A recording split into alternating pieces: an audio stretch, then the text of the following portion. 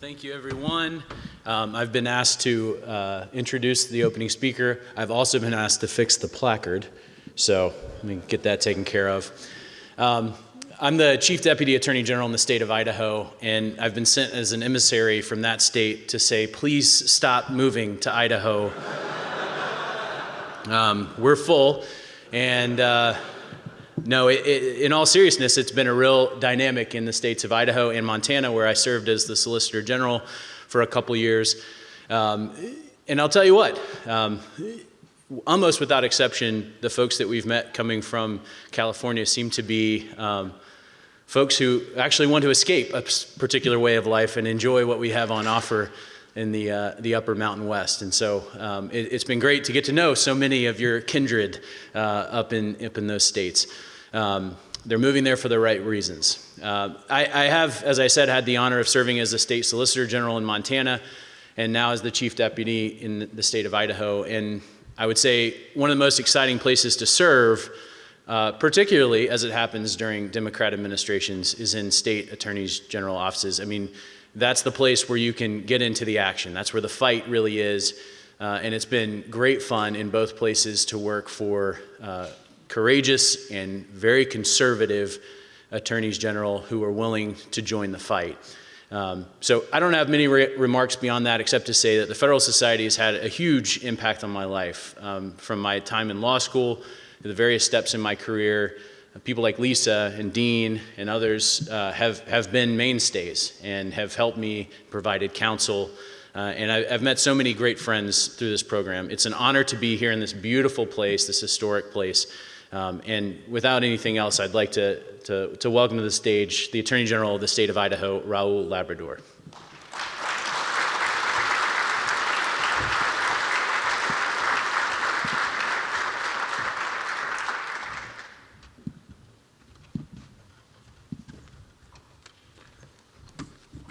Good morning. I'm Raul Labrador. I'm honored to be here. Thank you to David, and thank you to all the dignitaries that are here.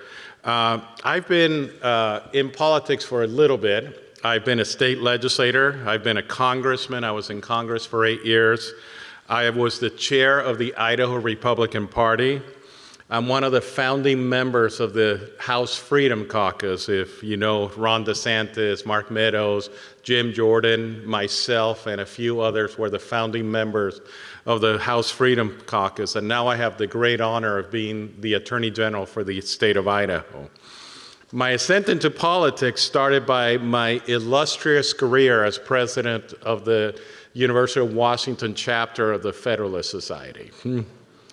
I was the president from 1994 to 1995. You see, we had a fledgling chapter at the University of Washington.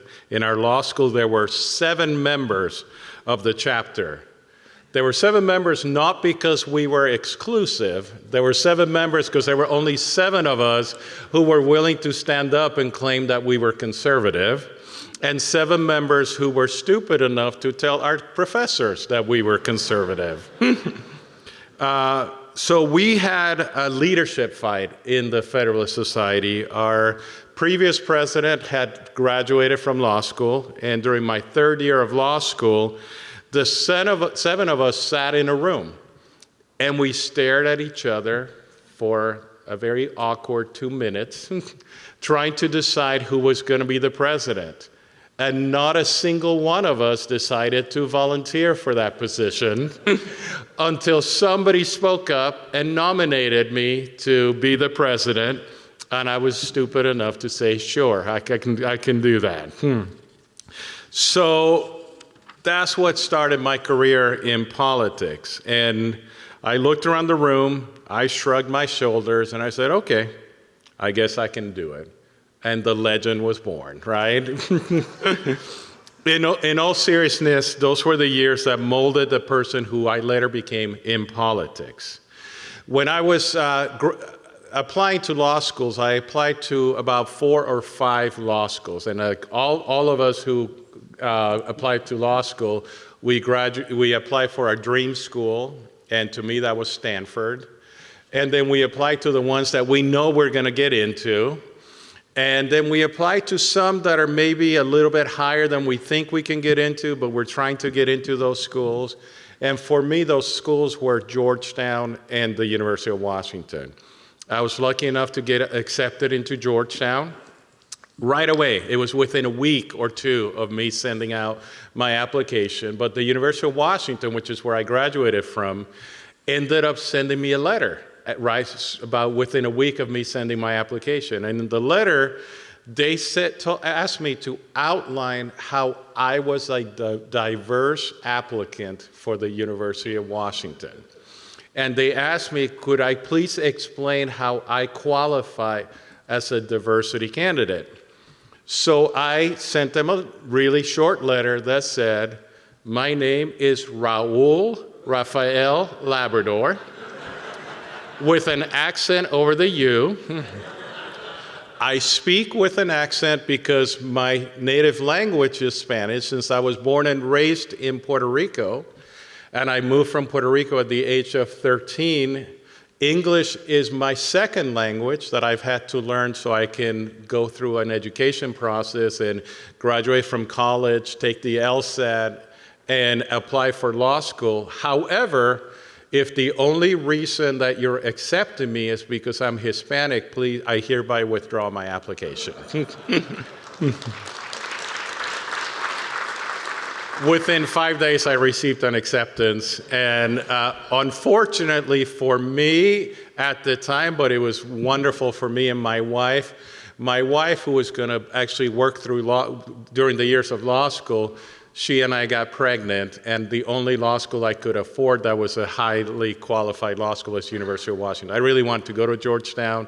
I just could not afford going to Georgetown, so we ended up going to the University of Washington. But that's what started my career at the University of Washington. During my first year at the University of Washington Law School, I had a professor called Louis Wolcher. I don't know how many of you know who he is, but he was one of the biggest proponents of critical legal studies. And he was our contracts professor. Think about that. He was our contracts professor, and he was one of those really charming professors that would speak up and always paint his side of the policy discussions and the debates in just a very charming light. And every student in first year of contracts loved this professor. But I always found that he was always using these strawman arguments. Like, he would make these arguments that were completely false, but they sounded so credible that everybody was buying them. And of course, I wasn't the person that I am today. And I was scared out of my wits in that class because I would hear him say things and I'm like, I just don't think he's clearly outlining what the other side thinks about this issue, and he's not being fair, but I didn't know how to say it. And in the middle of the class, first semester in law school, I finally just got fed up, and I just raised my hand, and with a broken voice and just with a fear in my voice, I said, I think you're being totally unfair to the other side. And that's all I could say. But that's what started my belief that we needed to challenge what the other side was saying, and also learned that in a class of 100 or so students, I was one of the few that was willing to stand up and say it. Eventually, I became much more comfortable with challenging the premises of what my professors were saying. So in my last year of law school, when I took family law, I did it quite often. And in family law, we also had a very liberal professor who was always advocating what we would call today woke theories about family law and other areas. And I eventually became known as the Victorian one who was sitting in the top. So every time that I said something, she would say, well, I guess we need to hear from the Victorian one who's sitting up there. Well, it really is a tremendous honor for me to speak to you today. And it's a tremendous honor for me because Ronald Reagan, like for many of you, Ronald Reagan is one of my heroes. He's been a political hero and inspiration to many of us that he has actually played especially significant part in my life. You see, as I share with you, I was born and raised in Puerto Rico, and my mom was a staunch Democrat. In fact, she was such a staunch Democrat. She loved the Kennedy family. And in 1979, 1980, if you guys remember, whether from history or from memory, Ted Kennedy was running for president. And that was the first year that Puerto Ricans got to vote in a primary, in a presidential primary. So Ted Kennedy actually went to Puerto Rico, and he visited the island. He campaigned for president. If I remember correctly, I think he even won Puerto Rico that year in the primary, one of the few places that I think he won. And my mother took me to that. I was 9 or 10 years old. I'm sorry, I was 11 or 12 years old at the time. And she took me to this thing. And I remember being on somebody's shoulder as a young boy and just screaming Ted Kennedy's name and being so excited that Ted Kennedy was there. So everything I knew about politics was the Kennedys, the Democratic Party, and if you're Puerto Rican, you debate the statehood issue. And I remember just sitting there, always listening to these debates and discussions about statehood, the Kennedys, and the Democratic Party. So in 1981, my mother, who worked in the hotel industry in Puerto Rico, made a very momentous decision for me and her. She was a single mom, I was her only child, and we were talking about moving to the mainland. But the whole time we were talking about the mainland, we were talking about Florida, about Miami. And I was so excited to be moving to Miami, and she decided to move me to Las Vegas.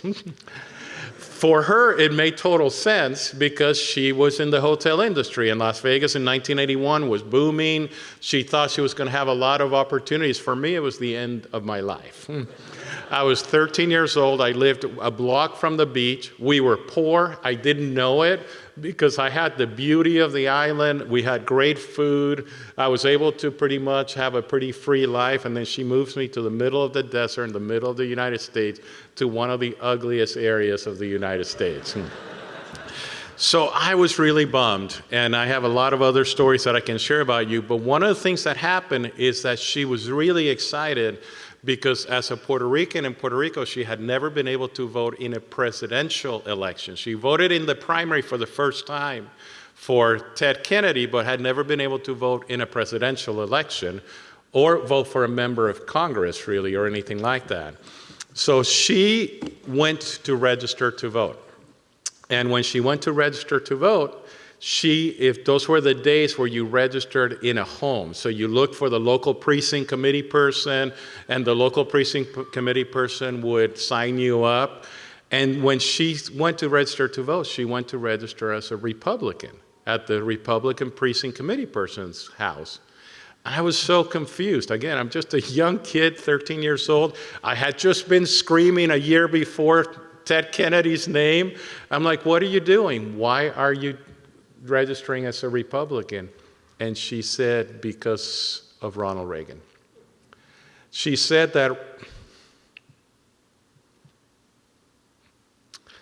Ronald Reagan had changed the course of this nation, and that she wanted to proudly cast her first vote for a president for Ronald Reagan, and she wanted to do it as a Republican.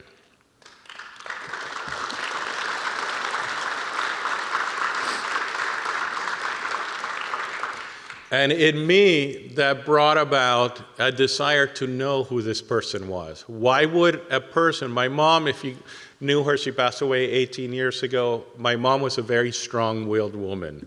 She didn't like anybody telling her what to do. She didn't take no very kindly. She taught me to be a strong man, to believe in myself. She always told me that it didn't matter what background I came from. I could become anything I wanted to become. I could do anything that I wanted to do, and that I should never let anything stand in her way. So I wanted to know how this strong woman, who I admire so much and I loved so much, how she had changed her politics, which obviously in our family and our life, it was a very important part of our lives. So I spent my youth just learning a little bit about the president and why he was so great and the things that he stood for. And I realized that everything Reagan stood for were actually the principles and the values that my mother had instilled in me. And it made me realize that I too was a Republican, and as a young man I became a Republican. I wasn't one of those nerdy Republicans that was a young Republican or anything like that. I just knew within myself, sorry if I'm offending half of the room, but but I just didn't get that involved in politics really until I got involved with the Federalist Society. But I just knew within, just deeply, that that was the party that I wanted to associate myself with. Reagan was known, as we all know, as the great communicator, not only because he was a polished, charismatic speaker, but most importantly because he's remembered as the great communicator because he never shied away from substance. He said real things, expressed complex ideas, and articulated first principles in a way that people could easily understand. His words helped Americans like my mother awaken not merely from economic and social unrest, but from moral disorder and despair. In 1983, in his famous speech about the evil empire, outlining the struggle against communism, he distilled the real dilemma. He said, quote, "The real crisis we face today is a spiritual one. At root, it is a test of moral will and faith," close quote. He might as well have been talking about today. Like Reagan then and many other great men and women throughout our history, we are facing the same totalitarian ideas that seem to fade for a time, but they never die and they always come back. For years, we've trained our sights on an overreaching government that chronically exceeds its bounds. That's accurate, of course. It continues to encroach upon nearly every aspect of everyday life. But most troubling is what this ever-expanding government has used its power to do.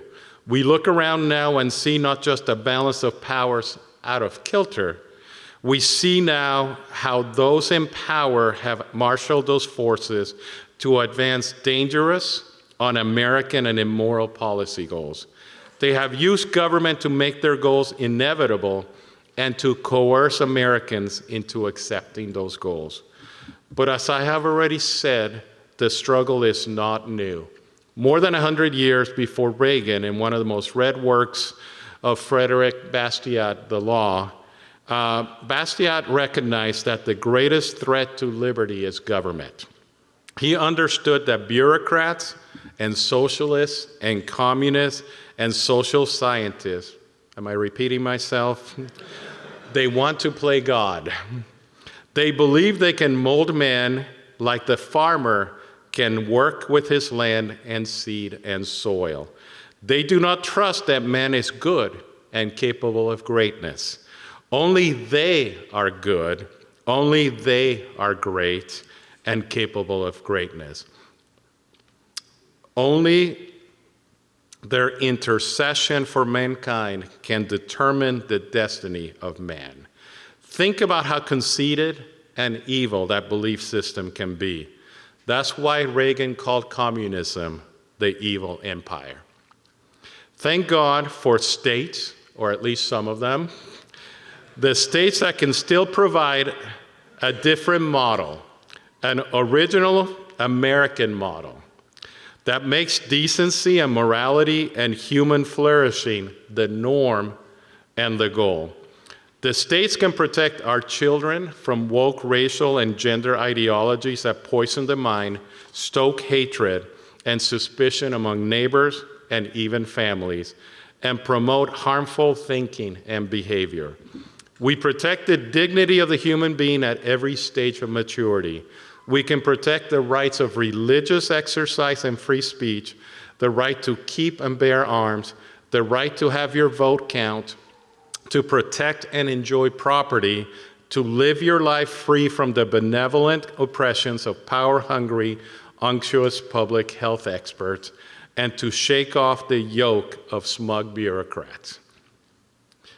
States aren't just laboratories of democracy. They are, or at least can be, walled castles of common sense, morality, and freedom. But the feds hate this. They hate it, and for years we've let them spread their tentacles into the sovereign authority of the states through acquiescence, political weakness, and the lure of that sweet federal money. As a state attorney general, my job is to fight back. We stand on the ramparts and say stop. We defend the laws and policies of our people and fight every attempt by DC bureaucrats and state radical organizations to redefine for our citizens the concepts of right and wrong. It's a constant fight, but it's a fight that I think and I believe is worth having. One that's become more and more necessary as a means of simply protecting our constitutional order. That's why one of the first things I did is when I became Idaho Attorney General is I reestablished an office of Solicitor General for the state of Idaho. Idaho hasn't had one for decades, and so it's never taken a leading or active role in the fight against the federal government. We're years behind some of our sister states, but we're working hard now to join the fight and to do our part to make federal overreach painful for the federal government. But that federal infiltration runs deep. In the last couple of weeks, I've had to start pushing back against Idaho school districts blindly adopting radical gender-affirming policies that brush aside parents and instill a set of values that the state has clearly rejected. Right on cue, many school districts and school leaders are claiming they have no choice but to adopt these policies because the Biden administration, his Department of Education says that they have to. Hostile bureaucrats and NGOs live inside the walls of our state, and we must fight them. My job is to root out and make sure our citizens understand that they have a right to live according to the values that they have articulated. That view of the job is quite new to Idaho. For the last 20 years, the Attorney General of the state of Idaho has been a good gentleman, but who believed incorrectly that the role of the Attorney General was merely to call balls and strikes. But that sounds to me more like a judicial role than an advocacy role for the Attorney General of a state. And that's not the leadership that I believe is required of an Attorney General. I ran against him in the primary and I was successful, and Idaho for the first time in 30 years as an Attorney General that will stand up to the federal bureaucracy and to the bureaucrats in the state of Idaho. So as President Reagan said in that same 1983 speech, quote, "I urge you to beware of the temptation blithely to declare yourselves above it all and label both sides equally at fault." I'll use my own words, to call balls and strikes. To ignore the facts of history and the aggressive impulses of an evil empire, and thereby remove yourself from the struggle between right and wrong, good and evil. We've been debating the rules of the game for a long time, while the other side has been playing it, and playing it well to the detriment of our liberties. They brought governmental, cultural, and even corporate power to bear in service of their agenda. It's time for us to start playing hardball and to stop just calling balls and strikes. I'm excited to be doing that alongside so many of you. Thank you very much, and may God bless you.